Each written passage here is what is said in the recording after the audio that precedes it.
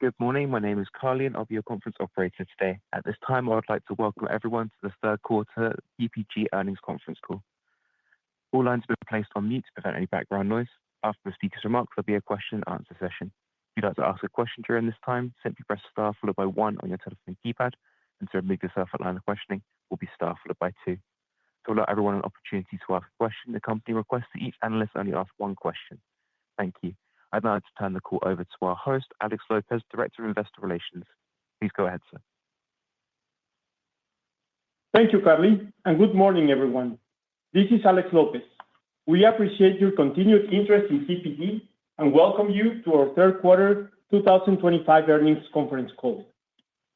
Joining me today from PPG are Tim Knavish, Chairman and Chief Executive Officer, and Vince Morales, Senior Vice President and Chief Financial Officer. Our comments relate to the financial information released after U.S. equity markets closed on Tuesday, October 28, 2025.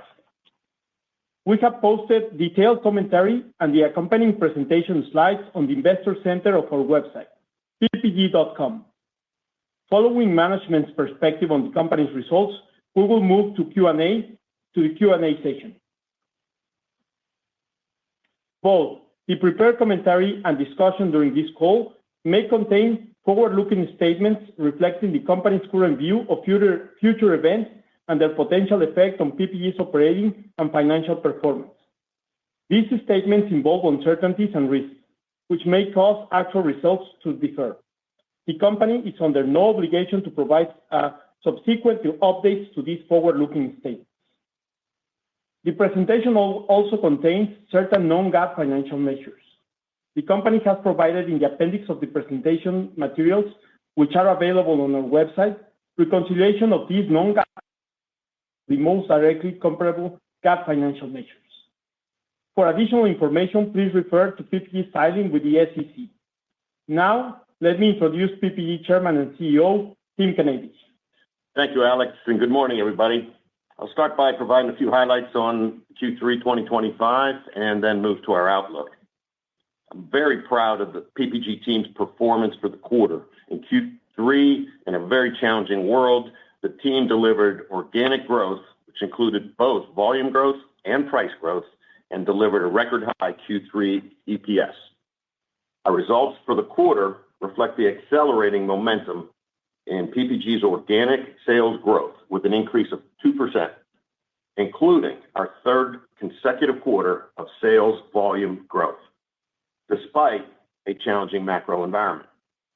These results reflect the benefits of PPG's global breadth and our strong commercial execution, which is driving share gains in many of our businesses.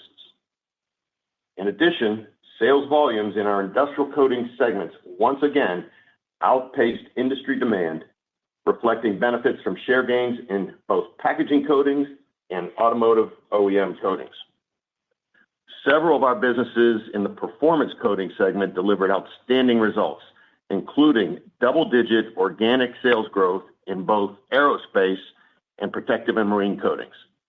Although this was offset by lower sales volumes in automotive refinish, as our volumes were heavily weighted to the first half of 2025 due to distributor order patterns. From a regional perspective, the macro environment was choppy. Despite this, PPG organic sales grew a low single-digit percentage in the U.S. and Canada, representing the third consecutive quarter of year-over-year increases in this region. Organic sales also increased in Latin America and Asia Pacific and were flat in Europe. Solid sales improvement combined with our aggressive cost management and consistent cash deployment drove an adjusted earnings per share increase of 5% year-over-year, establishing a third quarter record of $2.13. Looking at each of our segments, in the global architectural coatings segment, positive selling prices in both regions and volume growth in Latin America were offset by lower volumes in Europe and the impact of divestitures. In architectural coatings EMEA, organic sales growth in Eastern Europe was more than offset by lower demand in Western Europe. While volumes remain lower in the quarter, this business has now delivered price growth consistently every quarter over the last 9 years, demonstrating the value the customers place on our leading brands and products that we provide. In architectural coatings, Latin America and Asia Pacific, we delivered mid-single-digit organic sales growth in Mexico, aided by solid retail sales. Project-related spending remained lower year-over-year, but improved sequentially versus the second quarter. We expect sales growth to strengthen in Mexico in the fourth quarter, including stronger year-over-year consumer sales and modest improvement in project-related work. Segment EBITDA margin increased as strong pricing and operational excellence, including our cost control actions, outpaced the impact of lower sales volumes and business divestitures. The Performance Coatings segment delivered record net sales with a 2% increase in organic sales. Within the segment, Aerospace delivered double-digit percentage organic sales growth with record quarter sales and earnings. Customer order backlogs increased to $310 million, even as growth-related investments improved manufacturing output during the quarter. In Automotive Refinish, organic sales decreased by a double-digit percentage versus the prior year, driven by lower sales volumes in the U.S. As we communicated on our second quarter earnings call, our distributor order patterns were heavily weighted to the first half of the year. On a year-to-date basis, PPG's Automotive Refinish coatings organic sales are outperforming industry demand, which has declined due to lower U.S. industry collision claims. In the third quarter, the company grew the number of Refinish Link subscriptions as well as Moonwalk hardware installations, which now total more than 3,000, further supporting customer productivity and related share gains. We continue to add tools to our portfolio in order to expand our industry-leading productivity offering and to further strengthen our differentiation and market position.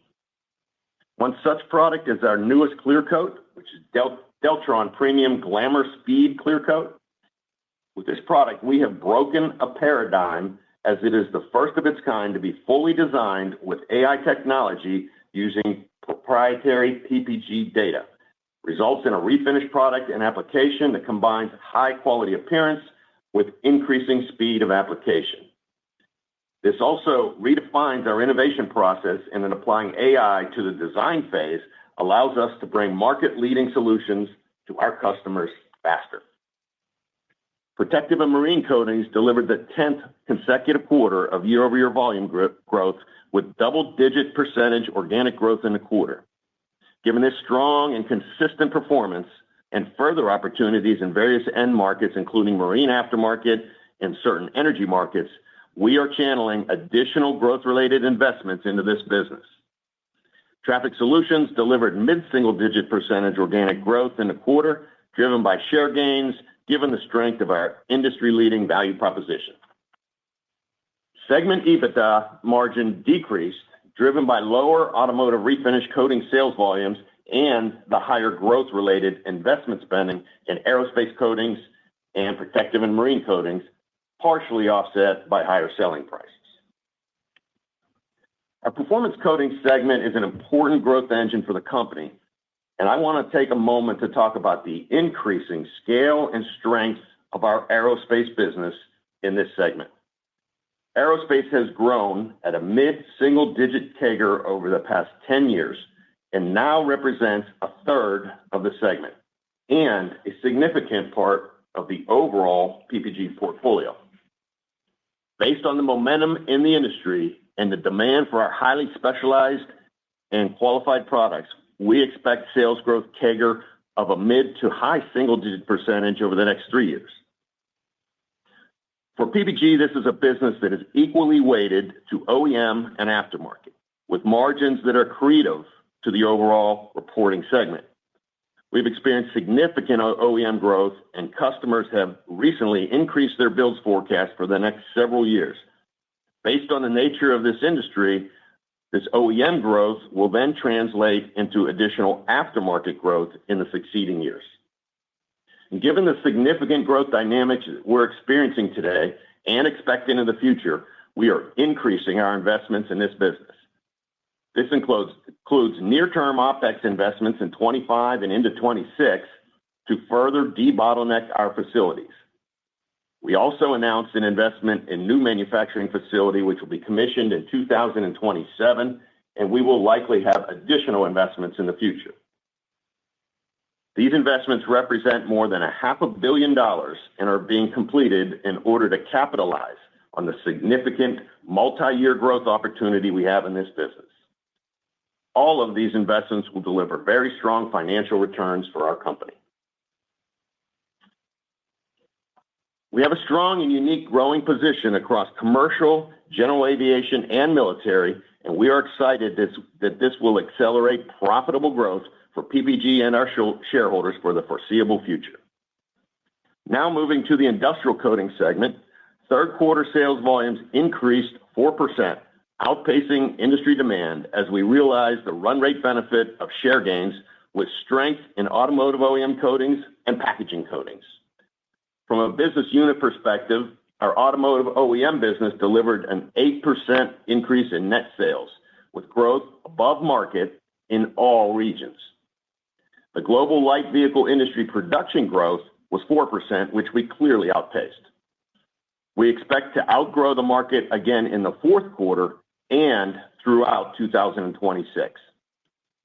Industrial coating sales volumes declined a low single-digit percentage as growth in Asia-Pacific and share gains were offset by lower demand in the U.S. and Europe. Packaging coatings organic sales increased by a double-digit percentage year-over-year, growing significantly above industry rates. These results again reflect the positive momentum in share gain in all regions. Segment EBITDA was up 12% year-over-year, reflecting the leverage from organic sales growth, along with our manufacturing productivity and strong cost control actions. Now, let me talk about our balance sheet and cash. During the quarter, we completed approximately $150 million in share repurchases and paid $160 million in dividends, which combined totals $1.2 billion delivered to shareholders year to date. Our balance sheet is strong, which continues to provide us with financial flexibility, and we remain committed to driving shareholder value. Looking ahead, we're committed to driving consistent organic sales and earnings growth, even in this highly dynamic macroeconomic environment. As a result of the tariffs enacted, we are expecting low single-digit inflation for the year, and we are actively working with our suppliers to balance volume and price, with most suppliers favoring volume. When looking at our guidance, let me quickly recap some of the elements that we expect in the fourth quarter. We see structural strength in our performance coating segment, driven by our technology advantage products in aerospace and protective and marine coatings, which will be offset by lower automotive refinish sales based on customer order patterns. We expect a year-over-year decline in organic sales similar to that in the third quarter, as distributors have been managing their inventories heading into year-end. In our architectural coating segment, while European volume trends are anticipated to remain tepid in the upcoming quarter, we expect strong retail sales and modest recovery of project-related spending in Mexico. In the industrial coating segment, the share gains in automotive OEM, packaging, and industrial coatings are yielding benefits, and we expect to outperform the market again in the fourth quarter. Finally, during the fourth quarter, we expect growing benefits from operational excellence programs, including reducing our costs. This, combined with the leverage from the acceleration in volume growth, is expected to drive earnings and margin expansion in our global architectural coatings and industrial coatings segments. This will be offset by lower earnings in our performance coating segment due to the business mix. Altogether, we have updated our full-year guidance of adjusted earnings per diluted share to a range of $7.60 to $7.70. In closing, I'm excited about the increasing momentum we have demonstrated in organic growth. In a macro environment where industry demand remains subdued, we are benefiting from our sharpened portfolio, with technology differentiated products and customer productivity solutions, which is delivering positive sales price and volumes in 2025 and above industry levels. Additionally, the focus we have put on operational excellence, investing in innovation, and driving share gains, combined with our disciplined capital allocation and strong balance sheet, supports our strategy to deliver sustainable top-line and bottom-line growth in the midterm. Thank you to our PPG team around the world who make it happen and deliver on our purpose every day. We appreciate your continued confidence in PPG, and this concludes our prepared remarks. And now, would you please open the line for questions? Thank you very much. We'd now like to open the lines for the Q&A section of today's call. As a reminder, if you'd like to raise a question, please signal now by pressing star followed by 1 on your telephone keypad. And to remove yourself from the line of questioning, will be star followed by 2. We would also like to remind people that if they can limit themselves to one question, that will be referred by the company. Our first question comes from John McNulty from BMO. John, your line's now open. Yeah, good morning. Thanks for taking my question. Tim, you posted some pretty solid growth across the bulk of the platforms. I mean, I think 6 of the 9 businesses were mid-single digits or better. So I guess one does stand out, which is the refinish business, which really seemed to be a trouble spot. Seemed like it was kind of mid to high teens decline. So I guess, can you speak to why that hit is maybe quite as hard as it was, how you're thinking about the potential for that business to recover and the timing for that? Thanks. Yeah, sure, John. Look, let me talk about refinish, right? First of all, I'm confident in our best-in-class productivity solution that will continue to drive share gain. And that becomes important as I explain kind of what's happening here. And we do have market share momentum in this business as we continue to introduce new productivity tools for our customers. Look, this is and will be a marquee business for PPG, despite a transitory slump in collision claims. So, and the other thing I'll add is, this kind of challenging environment in refinish for the next whatever number of quarters, which I'll talk about in a few minutes, plays to the strength of the stronger players, plays to the strength of those that bring the best productivity solutions. Because it's not just the coatings manufacturers that are seeing a slump in demand, it's the body shops. And the body shops need productivity to survive the journey. So we have a bit of a slump right now. I'll also remind you, on a full year basis, our performance is outperforming the industry because of those productivity solutions that I just mentioned. So, direct your question, here's what happened. We highlighted in July that we expected some destocking. The industry, not just PPG, the industry expected normalization of claims as we moved through the year. And the normalization of claims did not happen as early as expected. And so that's driven destocking further than what we expected as we move through the rest of the year. So, what's happening out there? Miles driven are still climbing. Accident rates are okay. It's translating those accident rates into collision claims that has been depressed for some number of quarters now. And that's largely driven by the insurance dynamic, affordability, availability of insurance that has kept some people from submitting claims for fear of losing their insurance or dramatic rate increases. If you look at the insurance rates from like 2022 to 2024, they were growing at about a 16% CAGR per year, right? 16% per year average.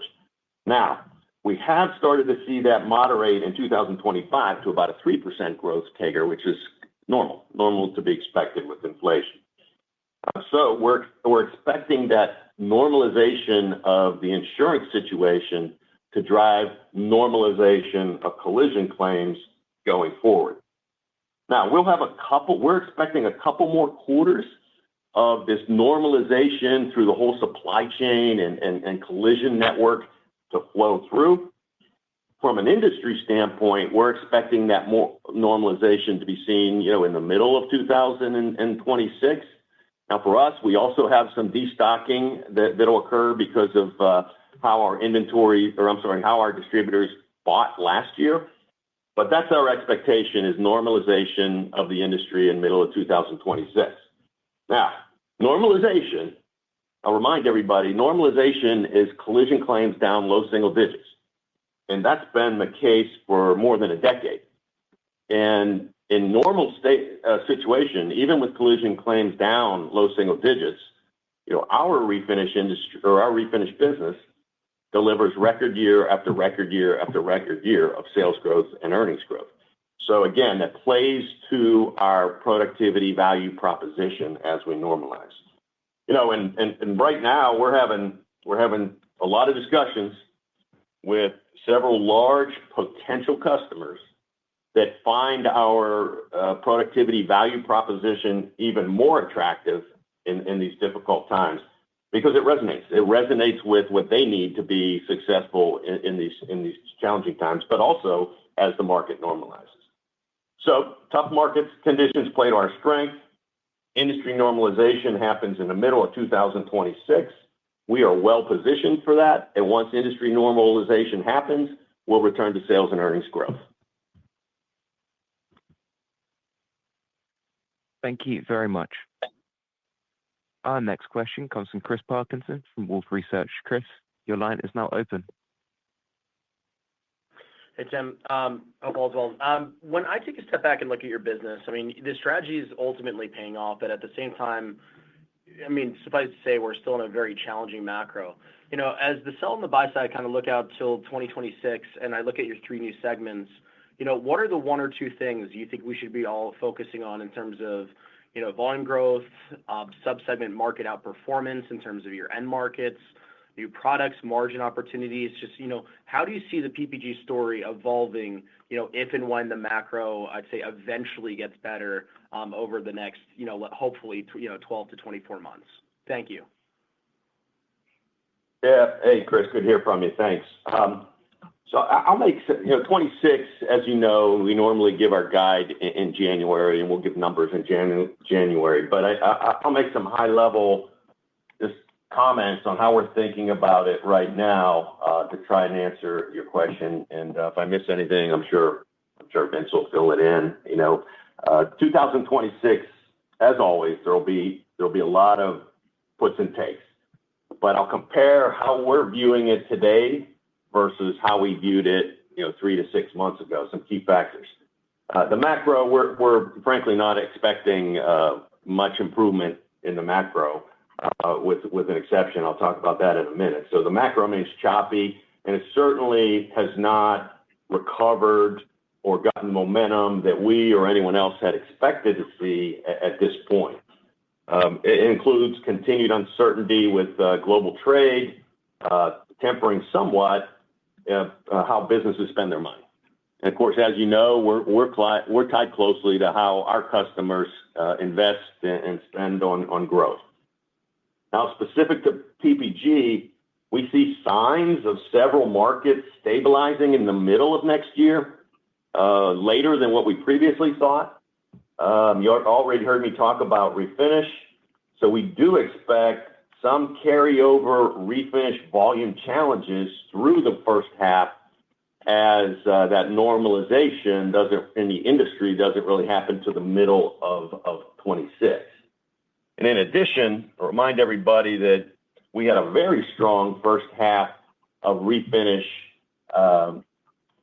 sales in the first half of 25, as our distributor order patterns were very favorable as they were stocking up on inventory. So we do have that double effect of industry normalization happening in the middle of the year, plus the comp issue related to 2025 patterns. So, look, a pretty muted industrial environment is our outlook for 2026 right now, Chris, with first half in particular being difficult. Now, we're partly offsetting these headwinds with, you mentioned, our increasing momentum in several of our businesses regarding organic growth, continuing our self-help cost reductions, aggressive discretionary cost management. We do expect the raw material supply chain to continue to be very long, supportive of coatings companies as we move through 2026 because of the benign macro that I just described. And of course, we'll continue to have cash deployment. So, I guess if I were to summarize, we got several of our end markets that are in challenging market conditions. They're transitory, but they look worse and more extended than we thought as recently as a few months ago. And on the bright side, we continue to control everything we can control. And to your point earlier, we're winning. We have momentum. We're organically growing. We're taking share. We're getting cost out. But all in, 2006 looks softer in the first half than what we envisioned earlier this year. It's great color. Thank you. Thank you very much. Our next question comes from Dave Beliter from Deutsche Bank. Dave, your line's now open. Thank you. Good morning. Tim, just on 25, can you talk to what drove the change in your full year guidance and resulted in implied Q4 guidance coming in below consensus expectations? Thank you. Sure. Hi, Dave.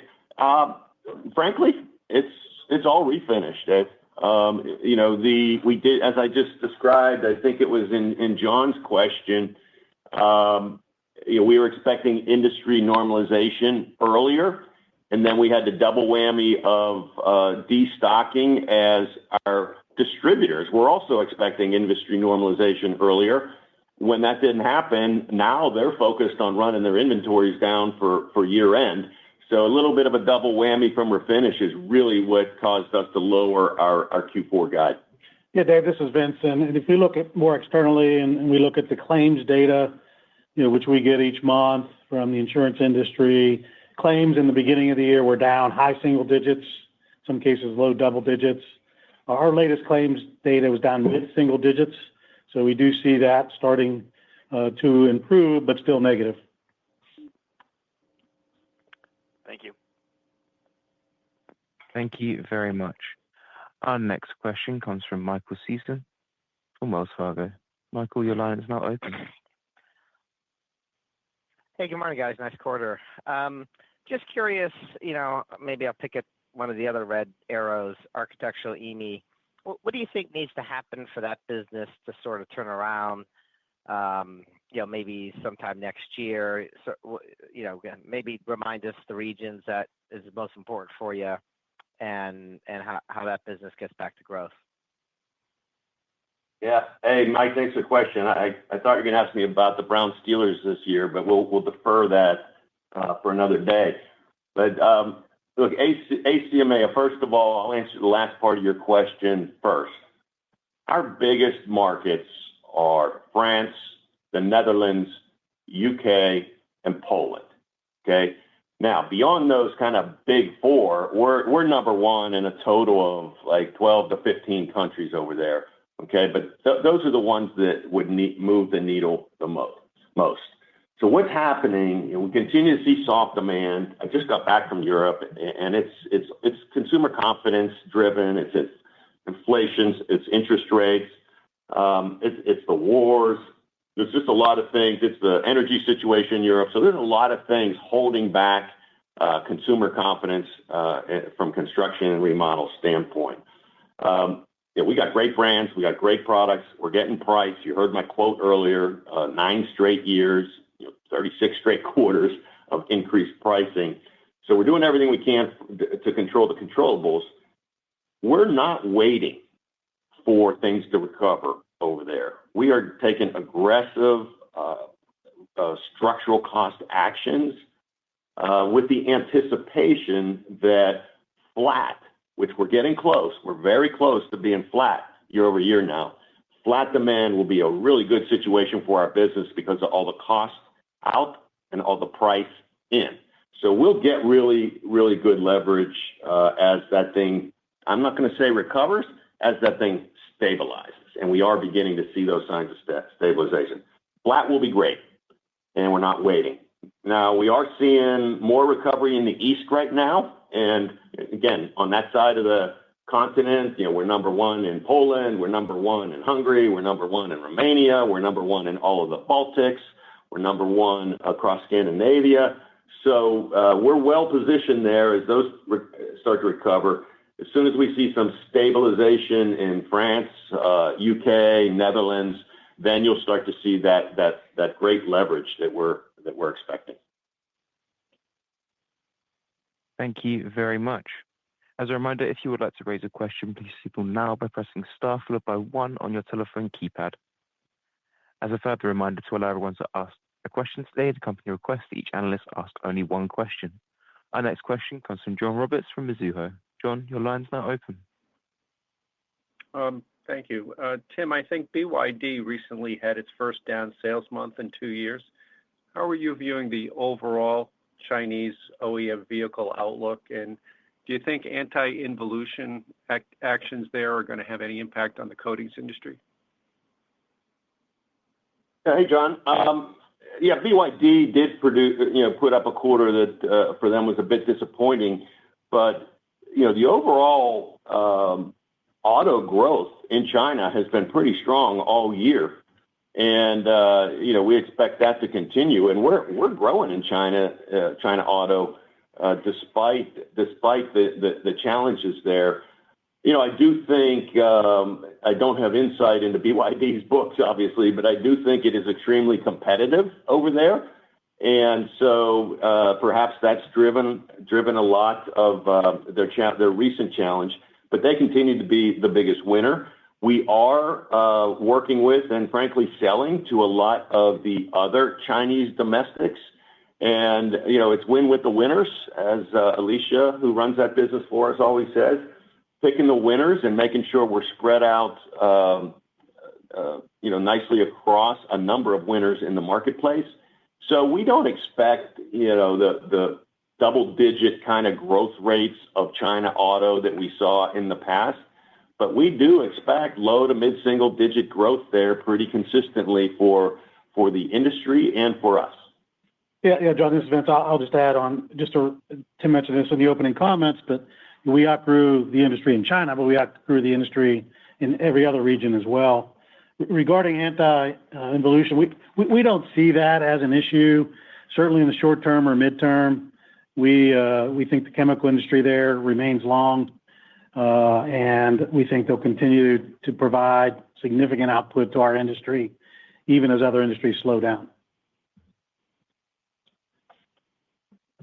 Thank you very much. Our next question comes from Kevin McCarthy from VRP. Kevin, your line's now open. Yes, thank you, and good morning. Tim, if I look at your performance coatings results, your sales actually grew year over year, notwithstanding the refinish pressure that you articulated.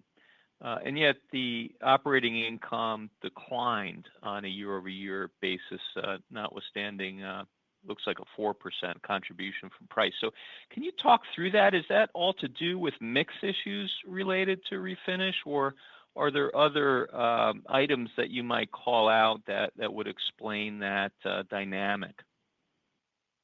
Hey, Kevin, thanks. Hope you're well.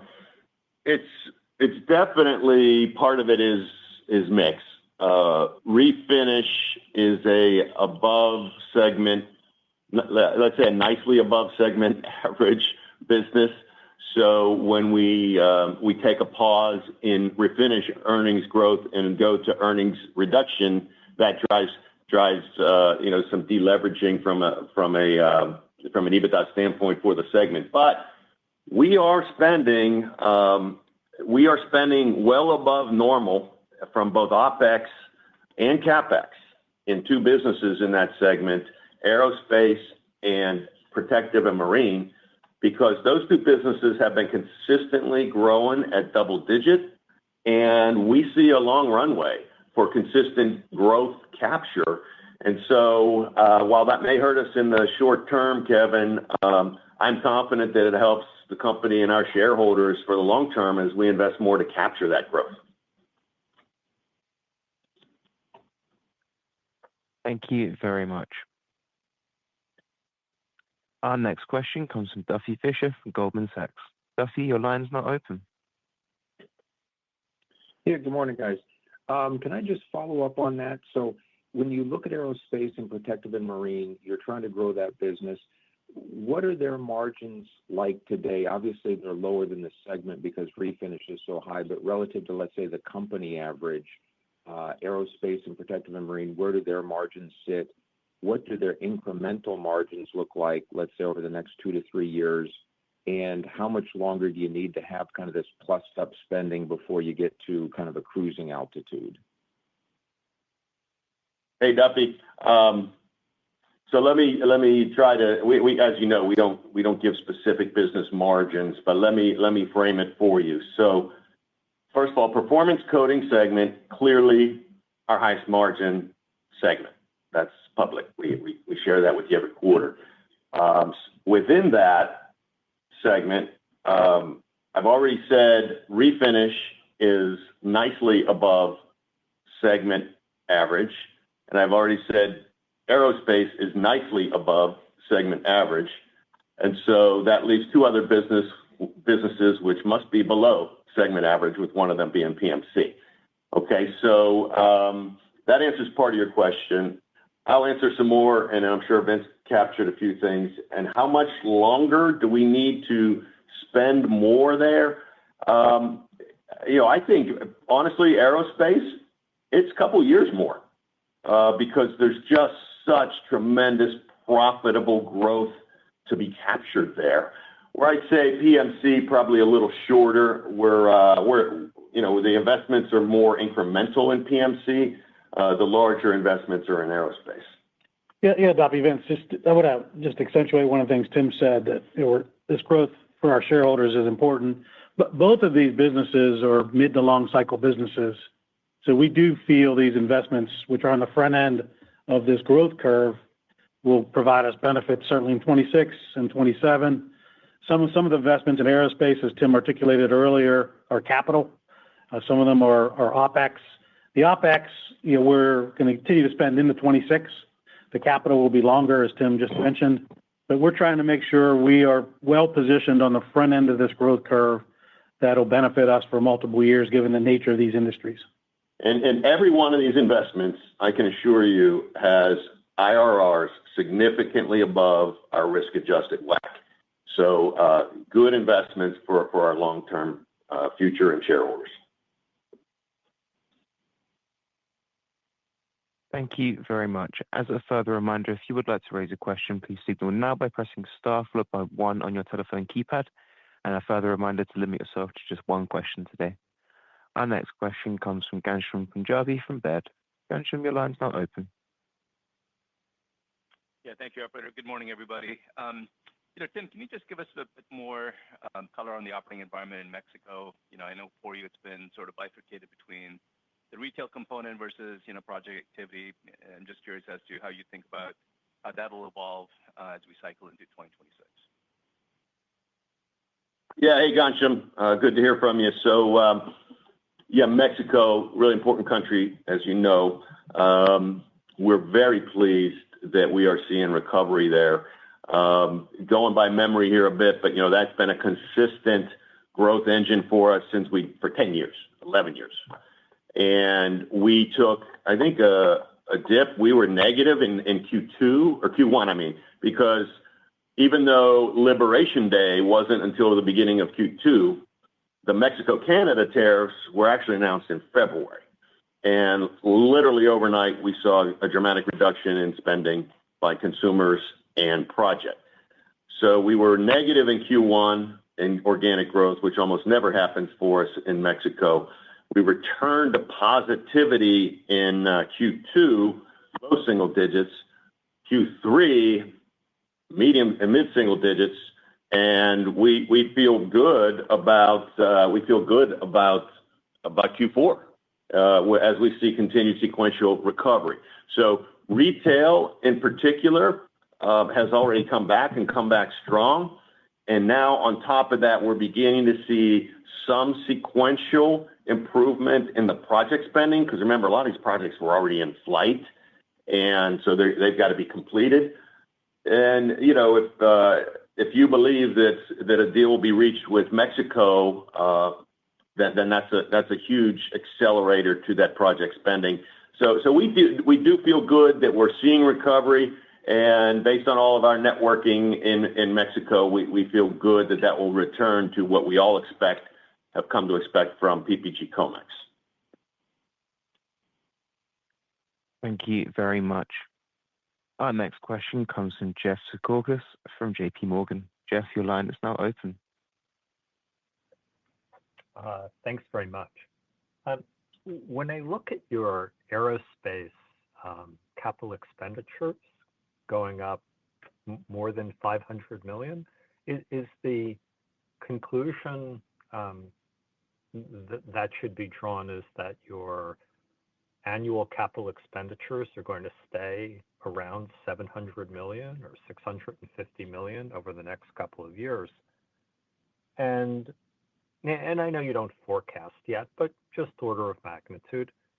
And for Vince, it's a little hard to read some of the working capital changes that you've had, but it looks like cash flows from operations are around $1.6 billion this year.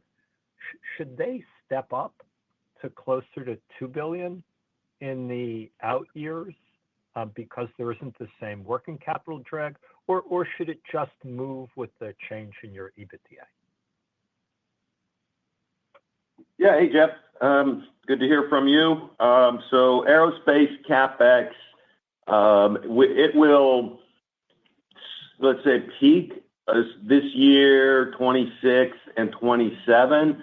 But overall CapEx, our mission is to get back to 3% of sales. I think this year will be the peak of our CapEx spending. 2025 will go down a bit in 2026, a bit further in 2027 on a glide path to get back to that 3%. So this is really a temporary spike. And honestly, Jeff, it's one of the reasons I called it out is because previous to that, you were just seeing our total CapEx number and everybody's like, why are you spending more? We're spending more because one of our most profitable business has a tremendous multi-year, possibly decade growth trajectory that I believe it's in our company's best interest to invest and capture that growth. So I called that out so you see it, but it doesn't change our long-term objective of about 3% of sales. And we do believe this is the peak and will start to trend down towards that. On working capital, I know that's Vince's favorite subject, so I'll let him cover it. But one piece of it is we did, with all the tariff uncertainty at first, we did pre-buy a bunch of raw materials to capture it at a good price. That bought us time to work through other tariff mitigation actions so that we can control our inflation to that LSD number as we move through the year. We fully expect that inventory piece of it will normalize by year end. And Vince, you can consider that. Yeah, Jeff, good to hear from you. Again, just to echo what Tim said, we've had a step up year over year this year in working capital. As we look at it as a percent of sales or DIO or whatever metric you want to use, that's a transitory step up. We would expect in the out years to get more leverage, as most companies would, on inventory. Inventory would be fairly stationary if our volumes grow. We don't need to have excess inventory storage at our plants as our volumes, as we return to growth here. So I would expect our operating cash flow to grow at a faster clip than EBITDA in the future years. Great. Thank you very much. Excuse me. Next question comes from Aziza Gazidia from Fermium Research. Aziza, your line is now open. Hi, guys. Good morning. You recently highlighted that epoxy resins had been inflating slightly. I was wondering if you could provide any outlook on that and maybe some of the puts and takes for the expectations for low single-digit inflation on raws. Thank you. Yeah. Hi, Aziza. I was going to ask Frank about how he's feeling about the Fields for Rogers swap that led to the Jet success, but maybe you can pass that question on for me. So epoxies were actually impacted prior to Trump, right? Last year, there were some anti-dumping and some tariffs put on under the Biden administration. And so we already had that built into our contributors to the low single digit inflation. In fact, that's a differentiator between us and maybe companies that are more weighted towards architectural coatings, because architectural coatings don't use epoxy, but things like automotive, packaging, PMC, industrial do use epoxy. So it's actually one of the key contributors. It's not a huge impact for us, and it's built, again, it's all built into our low single digit guide for the year. And even as we look to next year, the supply demand calculus is still very much in favor of us. And our purchasing team is finding that our upstream suppliers in many spaces, including epoxy, are looking to do volume deals more than price increases. Yeah, Aziz, I'll just add on here, working with our procurement team. One of the angles that we're working is, if you recall, during the supply chain crises, most companies, including PPG, we expanded our supplier base to make sure we had a sure supply of many raw materials. Now that the supply chain crisis has passed, we are now in the process of contracting our supply base back to our prior weightings. So we're able to share more volume with fewer suppliers, which we also think will contribute next year to the raw material environment we're seeing today. Thank you very much. Our next question comes from James Hooper from Bernstein Societe Generale. James, your line's now open.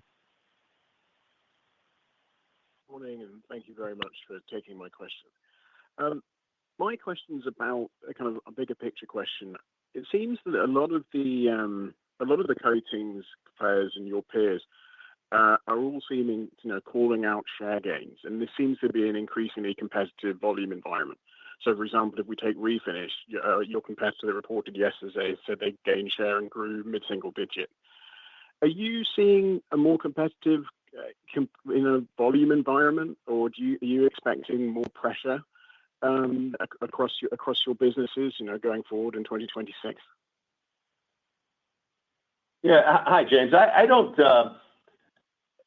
don't see any what I would call fundamental changes in the competitive structure within our businesses, with one caveat, and that's China. China has more competitors.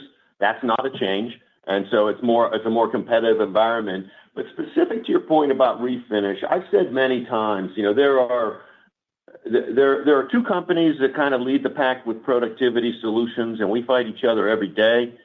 And we win and sometimes lose to each other every day.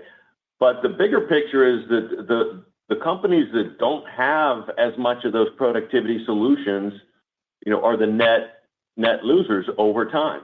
And that becomes even more accentuated when the industry times are tough, because again, the body shops really need those industry players that have the productivity solutions. So. Am I surprised that one particular competitor announced gain share yesterday? Absolutely not. We are absolutely gaining share as well, and quite confident. And we just introduced a couple of new, we've been supplying digital as well as chemistry productivity solutions to our portfolio of refinish to win even more share. We just announced a couple of new ones this quarter. So as we continue to boost that value proposition, I'm confident that we'll continue to gain share. And as I mentioned in my remarks, I think it was to John's question, the first one, we're actively getting interest from some potential customers now that are fairly sizable and that we weren't previously, because of the challenges in the industry and the value of our productivity solutions. So fundamentally, are we seeing, some fundamental change in the competitive dynamic out there? Not really, but we are seeing increased pull for our value proposition. Yeah, James, in this sense, let me just add a comment here. I think, we always measure the litmus test of a value proposition is if you're gaining share, i.e. higher volume, plus you have positive price, that shows you have a true value proposition. And I think when you look at our results, you'll see that across many of our businesses. Plus, we get paid for those digital solutions in addition to the coatings that we sell. Thank you very much. Our next question comes from Patrick Cunningham from Citigroup. Patrick, your line's now open. Hi, good morning. Thanks for taking my question. Maybe a related question on share gains. You've previously quantified some of the industrial share gains at $100 million. I guess first, is that still tracking to plan? And how would you characterize your ability to price and the margin profile of some of this new auto OEM business or some of this new packaging business, or is that not relevant? Yeah, Patrick, let me start here. I think what we've been talking about, and I know we've talked over the last couple of years, is volume plus volume leverage. And you can see that clearly in our industrial segment results where we've had some volume growth, but significant leverage on the bottom line. And so our biggest earnings lever off that volume is that leverage we're getting on our fixed cost base. Yeah, and to your question on the $100 million, I think we quoted that $100 million a year ago, and all of that $100 million is starting to flow through now because most of those were launched or are being launched here in the second half of the year. None of that went away. But in addition to that, Patrick, we've been winning business throughout the year, and on these longer launch businesses, that's typically the case in the industrial segment, in packaging, in automotive, and industrial. You'll see more and more of those wins above and beyond the $100 million start to flow through. Again, it won't, unfortunately, particularly in the first half of 2026, it won't be enough to offset some of those macro things I talked about earlier. It won't be enough to offset that refinish comp issue on distributor buying patterns, but those are transitory items. So as the transitory pressure starts to come off, then we'll be better positioned as we go forward for the midterm. Thank you very much. Our next question comes from Vincent Andrews from Morgan Stanley. Vincent, your line is now open. Thank you, and good morning, everyone. Tim, wondering if you could speak a little bit about the M&A environment, both large and small. One of your competitors has made a big exit to private equity. Another on their conference call was talking up sort of potential for further consolidation in the industry overall, but not clear what it was going to be. So just curious, how you're thinking about things. You referenced your balance sheet and the flexibility earlier in the call. You've been, inquisitive and good at it in the past. So what are you thinking going into 2026, both large and small? Thanks. Yeah, thanks, Vincent. I've said many times since I took over and been pretty consistent that the tip of the spear for PPG is to build an organic growth and margin machine. And we've been doing that, working hard on it. We're starting to see the fruits of our labor. We're winning. We have momentum. That organic growth and margin machine is working. Now, consistent with that, from day one, I've also said, we're not going to exclude M&A. It's part of the algorithm for growth for us long term. But it's not the tip of the spear like maybe it was a decade or so ago. But we will look at anything that comes across our desk. I've talked earlier about a couple that we did take a close look at with the Brazil architectural, with the recent auto refinish and pretreatment opportunity. I think it's in our best interest, our shareholders' best interest, to look at every opportunity that comes along. There are some bolt-ons out there that we look at and are looking at. I've also said it has to be the right asset at the right price and at the right time relative to that organic growth and margin machine. And that hasn't changed and doesn't change now. That we'll continue to execute on building that organic growth and margin machine. We will look at M&A opportunities that come along, and we'll decide, is that the best use of cash for our shareholders? If not, we'll move on and keep using that cash like we've been for the last 8 quarters and executing on our organic growth and margin machine. Thank you very much. Next question comes from Alexei Yefremov from Key Group. Alexei, Key Corp. So sorry. Alexei, your line is now open. Hey guys, good morning. This is Ryan on for Alexei.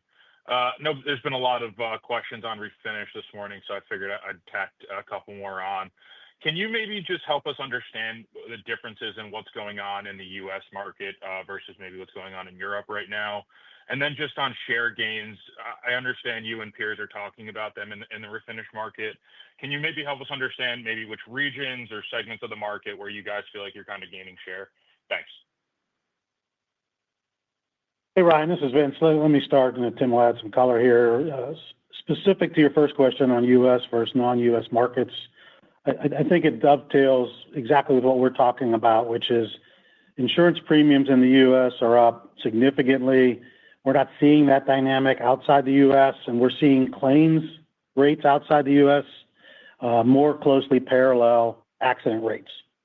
So if we look at Europe, claims are down maybe mid-single digits, not double digits that we saw year to date in the U.S., same in other parts of the world. So again, that I think provides additional color around the insurance premiums being a causation factor in the U.S. Yeah, and on the share gains, we're gaining share. Most of the wins that we've been seeing have been across both the U.S. and Europe. And in the U.S.,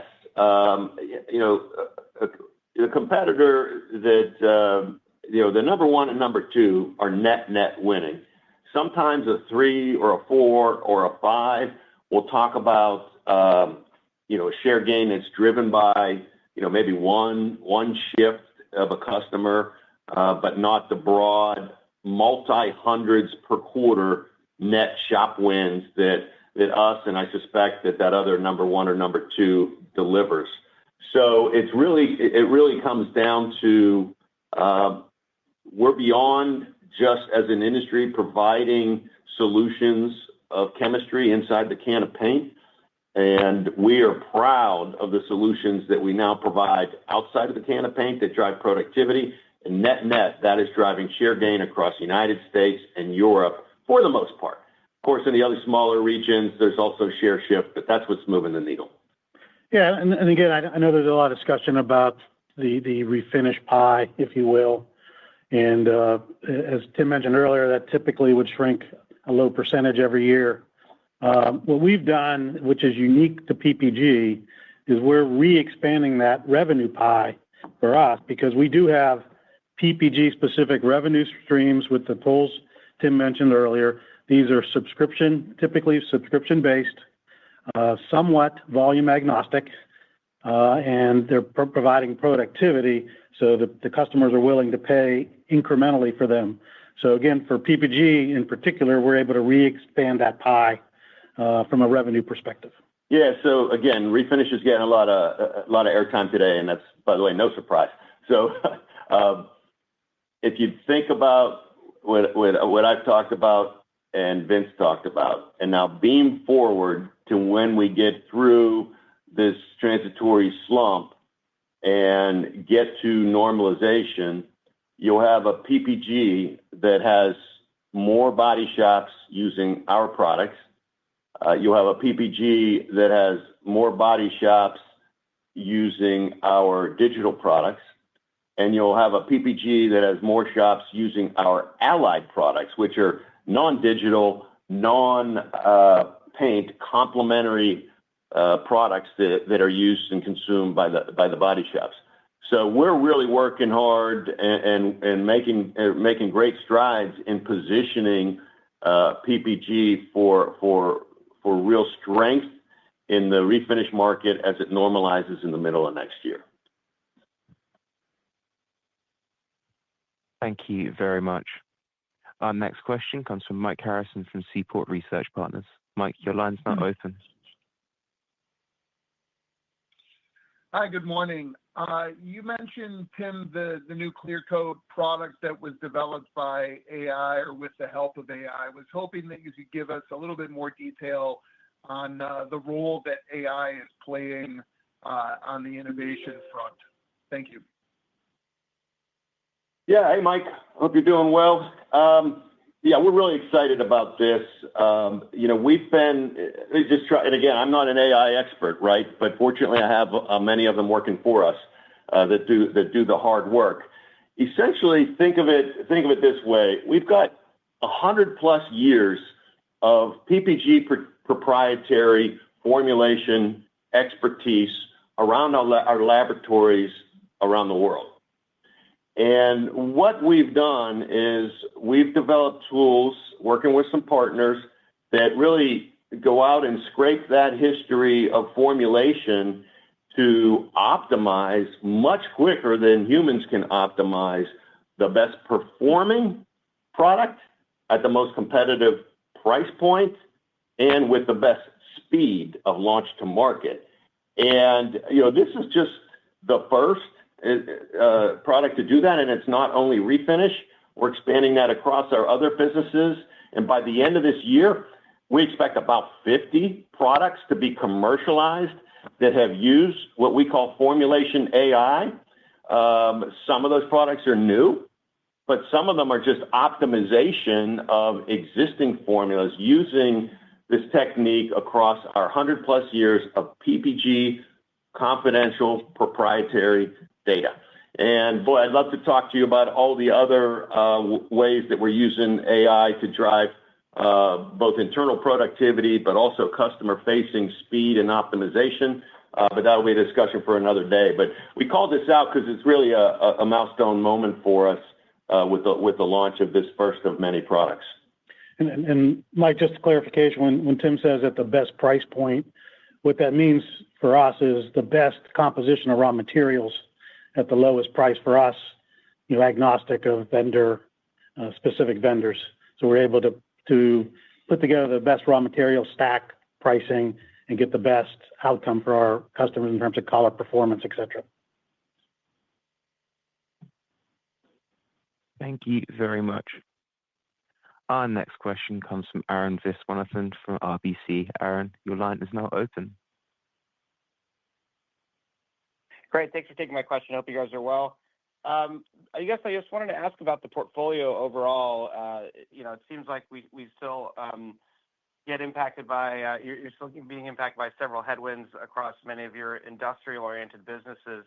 Are there further actions you can take there maybe to redeploy some of that capital into aerospace and other areas that are growing and maybe deprioritize some of the more cyclical businesses?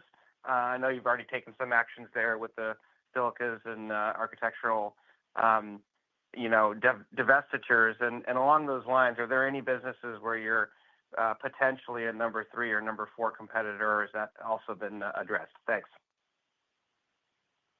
Hey, Arun, I'll let Tim add all the color here, but you did mention our 2 divestitures this year, which is architectural, Russia, and silicas. And we did have about a 5-cent decrement year over year due to those divestitures in terms of segment earnings.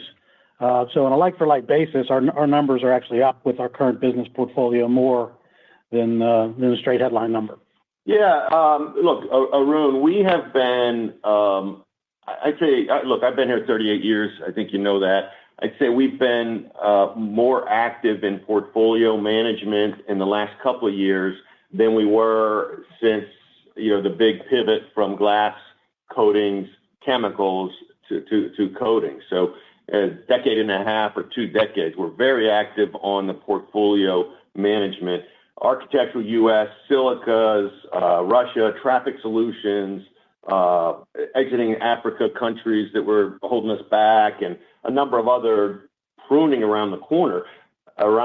One thing, if you look at the EBITDA, the segment EBITDA of our company, before we did this portfolio pruning, we were typically, if you look at 18, 19, 22, I ignore the main COVID years, but 18, 19, 22, we were consistently like a 15% EBITDA company.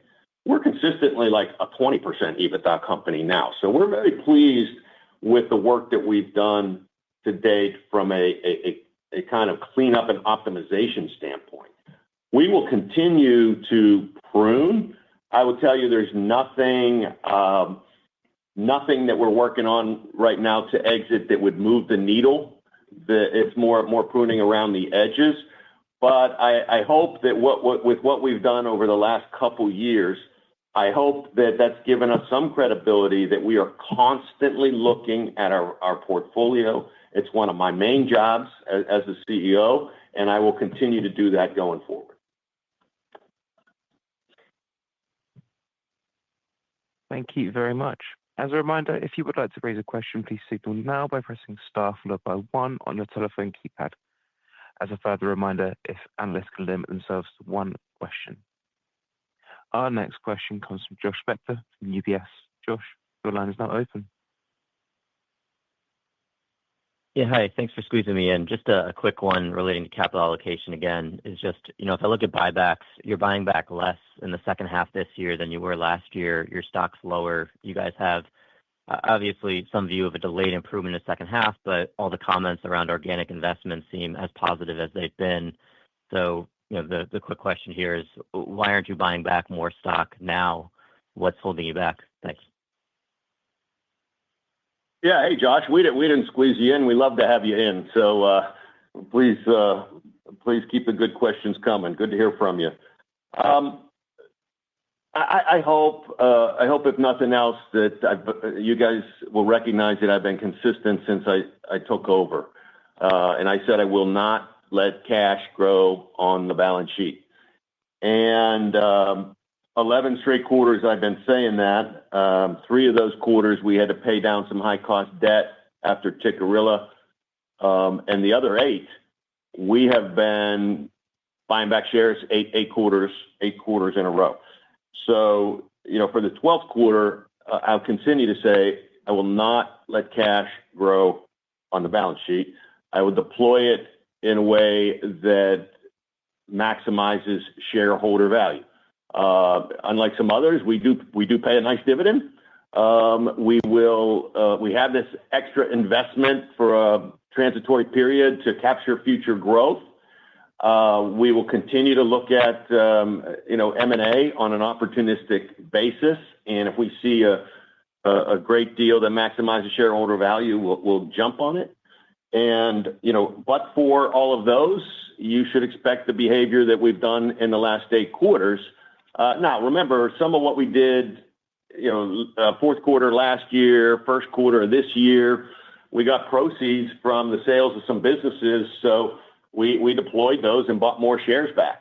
And look, to your point on stock price, yeah, it's absolutely undervalued right now, and so that's a pretty good use of the cash that we have. And so you should expect me to continue to behave and operate in that way.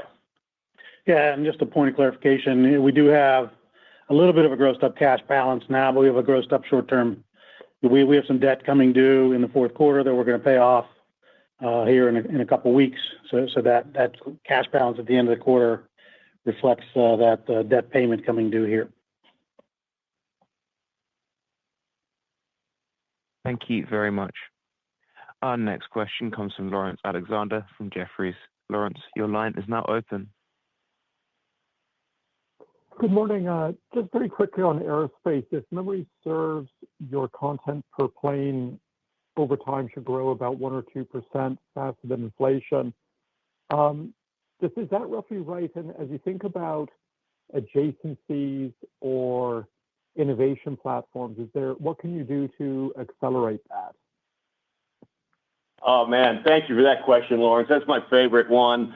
By the way, we are growing much more than 1 or 2% per year in content. We capture price because of the great value that we add, and we also grow our physical content significantly in this business. And how do we do that? Well, the biggest piece of this business is our sealant business, right? And that we have a very strong technology differentiation, and we're constantly growing content per build across the sealant space. And it's tremendous value-add content because we don't just supply the bulk sealant. We supply it in specialty packaging or actually in frozen end cap format to really help our customers not only with the performance of the sealant itself, but with productivity and applying it. And we continue to innovate new ways of applying that value-add sealant, including 3D printing. We 3D print some sealants for military aircraft. So it's the chemistry plus those outside of the can productivity tools that grow our content. Our second biggest piece of that business is our transparency business, where we're providing canopies and windshields for just about every aircraft type in the world, military, general aviation, and commercial. With each new design of an aircraft, the content per canopy gets higher, right? There's all kinds of additional coatings and some military attributes that I can't talk about that grow content as new and improved aircraft come out. Then we also have the traditional coatings, right? And that I think is a space that we're all pretty familiar with. And then we also do a bunch of other value-add services as the fourth key component to our aerospace portfolio. And that's why, honestly, you'll hear me, and you may have heard it in my opening remarks, I don't call it aerospace coatings, I call it aerospace, because we do so much more than just the coatings. And I think, going forward, we'll try to provide more and more visibility into that outstanding business as it has become a large part of our company portfolio, and will continue to grow, at a higher rate than the rest of our portfolio, so we become more and more of an aerospace solutions provider. Thank you very much. We currently have no further questions, so I'd just like to hand back to Alex Lopez for any further remarks. Thank you, Carly. We appreciate your interest and confidence in PPG. This concludes our third quarter earnings call. As we conclude today's call, we'd like to thank everyone for joining. You can now disconnect your lines.